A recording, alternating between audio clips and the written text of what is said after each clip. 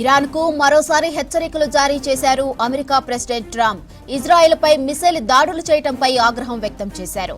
దాడులతో ఆందోళనకర పరిణామాలు సృష్టించడం తప్ప సాధించేదేమీ లేదన్నారు. దాడులు ఆపి అమెరికాతో అణు ఒప్పందం కుదుర్చుకోవాలని సూచించారు ట్రంప్. ఇక అణు ఒప్పందం కుదుర్చుకునేలా ఇప్పటికే ఇరాన్ కు చాలాసార్లు అవకాశం ఇచ్చినా అంగీకరించడం లేదన్నారు.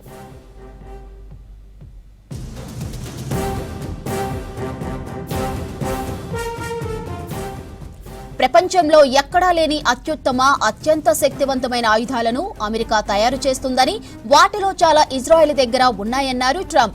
వాటిని ఎలా వాడాలో కూడా ఇజ్రాయెల్కు బాగా తెలుసన్నారు.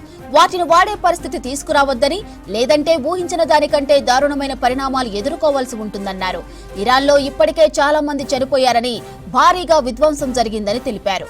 ఇది మరింత దారుణంగా మారటానికి ఎంతో టైం పట్టదని, ఆ టైం రాకముందే తొందరగా అణు ఒప్పందానికి ఇరాన్ ముందుకు రావాలని సూచించారు. పరిస్థితి చేయి దాటక ముందే దౌత్య మార్గంలో సమస్య పరిష్కరించుకోవాలన్నారు ట్రంప్.